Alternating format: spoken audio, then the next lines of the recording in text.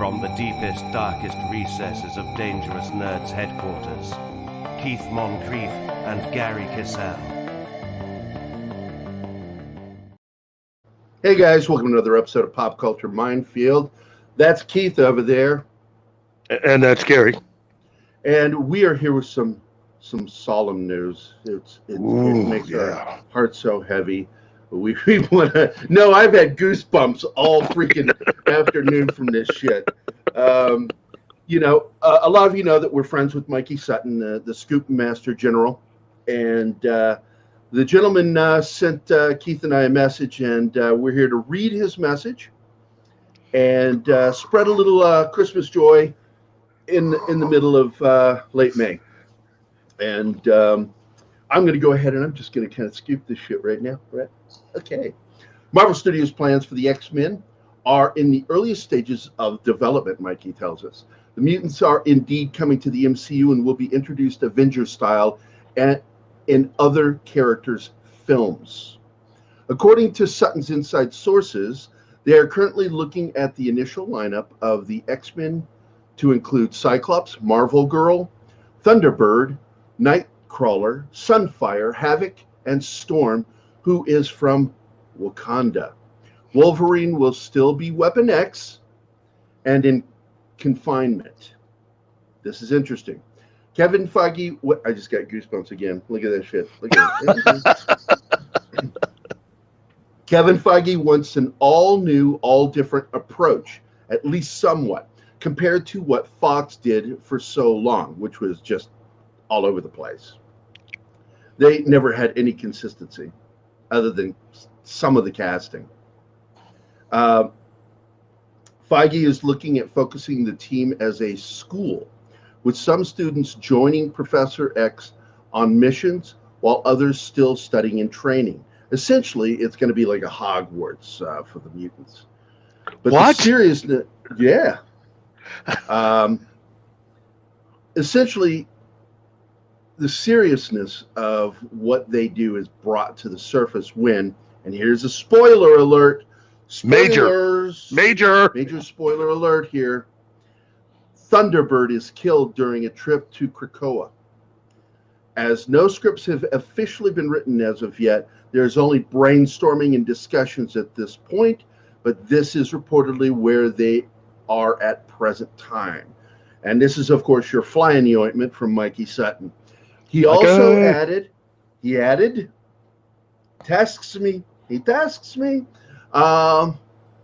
He says, Wolverine doesn't want to join the team, but he might join the mission.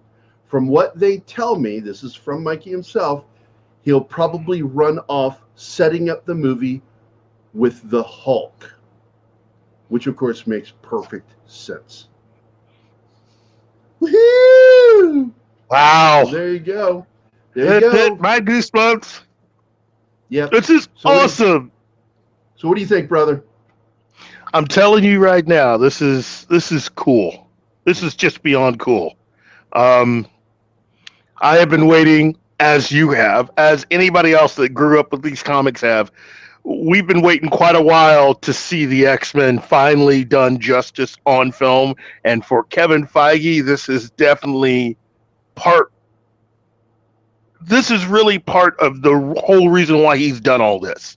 Because between him and Tom DeSanto and, to a lesser extent, Avi Arad, when all three of them were working on the X-Men films for Fox, it was a hard thing for Tom DeSanto and Kevin Feige, being comic book fans, to have to work on a film that they constantly needed to help behind the scenes keep it accurate with the comics. And so now Kevin Feige can actually do that. He can actually create something that isn't so far out there or not being done by a bunch of people who don't know what they're doing. This is going to be phenomenal. And the very fact that they're going to try to focus everything on the school and keep it a school. Oh my gosh. I mean, that's radical. That is radical. Yeah. The whole Hogwarts idea is just really cool to me, because this is something that I felt was missing from the X-Men when Fox was in charge.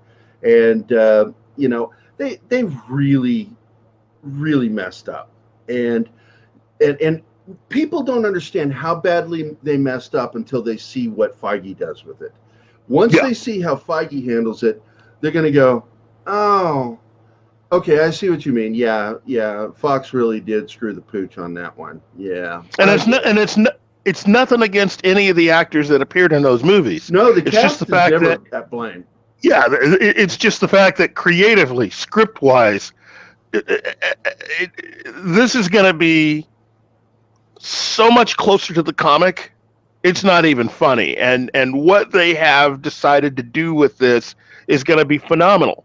I just hope that it sounds like they're going to already have these characters be set up, even though they'll be introduced in other movies. That we're coming into the comic, into this film the same way that the characters came into the comic. They're already here. It's no origin stories. It's just everybody's already here, and that is the best way to do it, because you don't need to do that with the mutants anyway, because at least according to the comics, your mutant power doesn't even start until puberty anyway. So it's not like you need to know what Cyclops was doing before puberty, you know. And the very fact that he's going to be with his younger brother Havoc. Oh man, look at that! Look, Reddit, look at that! Yeah. You can tell we're nerds when we get goosebumps. Alrighty. Well, I guess with all this excitement about this, once again, thank you, Mikey Sutton. Thank you. You know, he's taken a shine to you and me because we're, as Patrick Stewart would call it, salt and pepper. He likes our ebony and ivory casting. And that Canadian group, I don't know. Remember when I showed you that? Somebody owes us a check. That there's this Canadian nerd show with a white guy with a ball cap and a black dude with a racing cap. And I'm like, wait a minute. We've already got that covered. Yeah. Look, I'm not mad. Just send me my check. That's all I ask. But, in all seriousness, Mikey really likes the show. He likes what we do. He likes our general demeanor. And he likes the fact that we're fun. And we don't get all pissy about other shows. We watch a lot of the other shows. We really do. Yeah. I'm sorry, I dropped something on my toe and I was like, what the hell just landed on my foot? And but you and I are, we watch all these shows and we don't shit on any of the other shows. I don't take them to task. I don't understand that.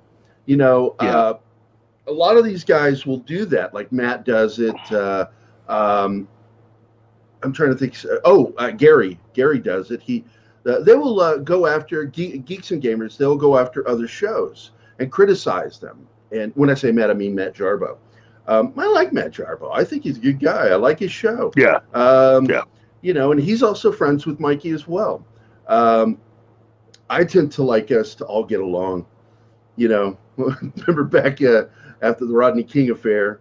Why can't we all just get along? Yeah, can't we all just nerd along? Can't we? Along. I don't understand why we hate each other. We're all nerds. So, yeah, I hate nerds beating up on other nerds. It's like black on black crime. I hate that too. I know. I don't mind white on white crime because it doesn't mean anything. I hate all violence on anybody. I don't really break it down by race. This last week has been amazing in nerddom, because it just seems like with everything that has gone on with the C virus and everything else, this last week has been an incredible breath of fresh air and some much needed good nerd news. And we've, because look, man, we got to get back to being America. We got to get back to work. We got to get people out of their fucking houses. They're going nuts. Suicide rates are high. We got to get back to work, get everything going. I get it that some people are concerned about the disease, but I got to tell you something, man. I'm in that 1 percentile. I got the diabetes and I'm an asthmatic. So it's up to me. The only members of the 1 percentile are the ones who can't advocate for themselves, and those are the nursing home people. And if you see a state where people that have the virus are dying in nursing homes, somebody's not doing their jobs. When it comes to the other 1%, the members like me, it's our job. Let us worry about us. If we die, it's because we messed up. Stop putting the blame on other people. Stop telling everybody that they have to kowtow to us. When I walk out with a mask on. I got my gloves. And when I'm done, I don't touch my fucking face at any point until I've washed, until I scrub these hands for at least 30 seconds to a minute. And I've always practiced because I'm OCD and I'm a germaphobe. So I'm always scrubbing my hands. And I keep my own homemade Germex at my desk. Smells yummy. But the stuff that you use, 99% of the stuff you use over the counter that says it kills germs, technically it doesn't kill germs. It's not bactericidal, it's bacteriostatic. In other words, if it's got rubbing alcohol in it, all it's going to do is make the germs drunk. It doesn't kill them. It only kills the weakest of germs. Most germs just go, hey man, I'm so hammered. And then you wipe them away.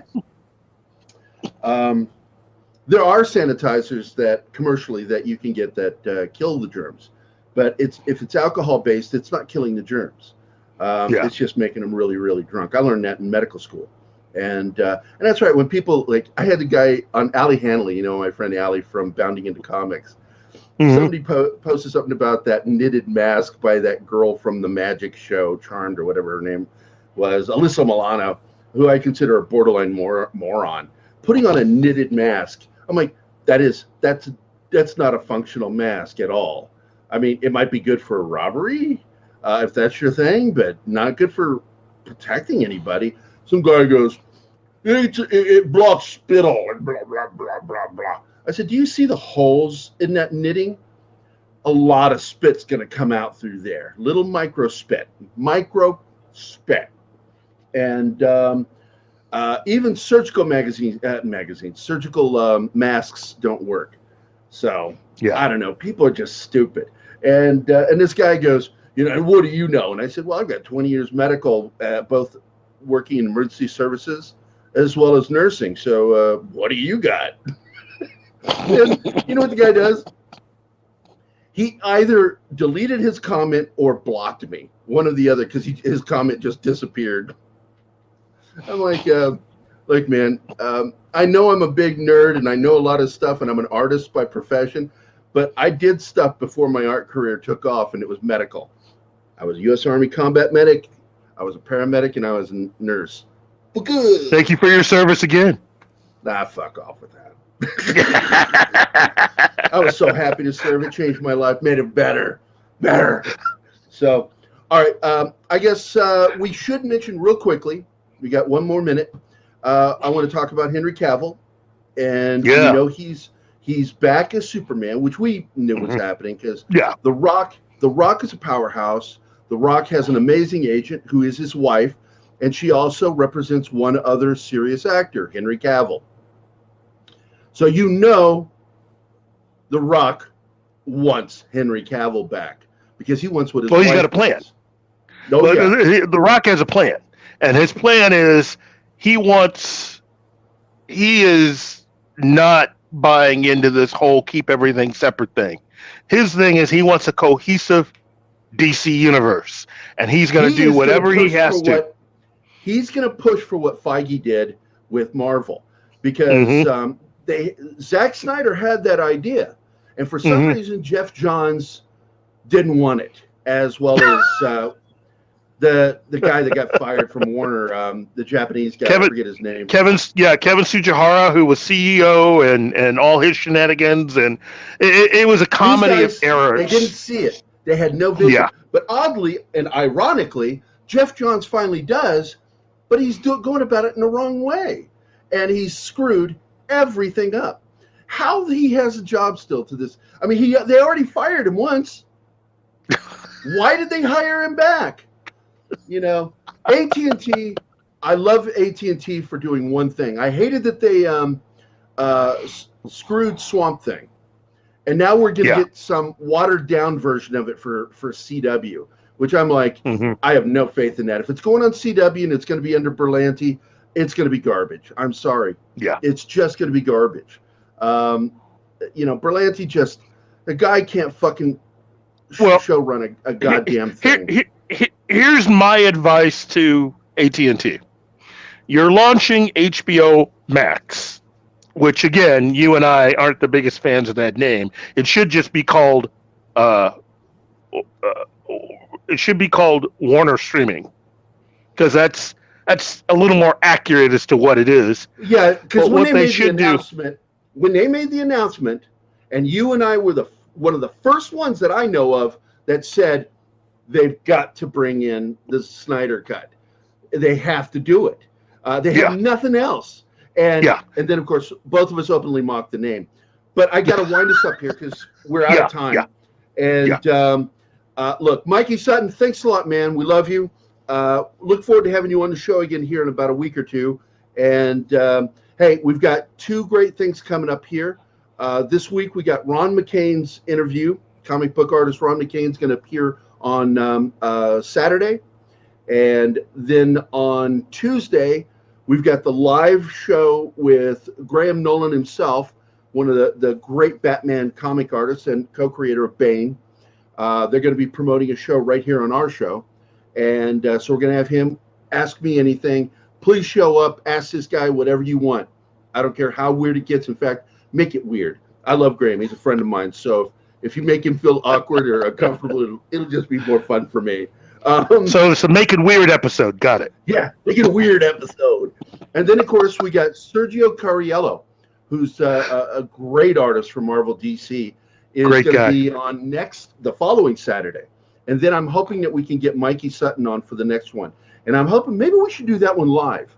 We should. I've been nervous about doing live shows, but, because we didn't have that much of a following at the time. But now, well, I think we do. And so I think it'll be worth it. So with that, guys, have a great week and weekend. And stick around, watch our shows. Please subscribe, make a comment down below, positive or negative. But if you're going to be negative, please be polite about it. Don't attack one another, and don't attack us, because we're not going to attack you. And with that, get out of here. Get off our lawns. Hey guys, thanks for watching Pop Culture Minefield. If you've enjoyed the show, please remember to like and subscribe, and don't forget to hit the bell icon. Remember, you can find us at Pop Culture Minefield on both Facebook and Instagram. Thank you again.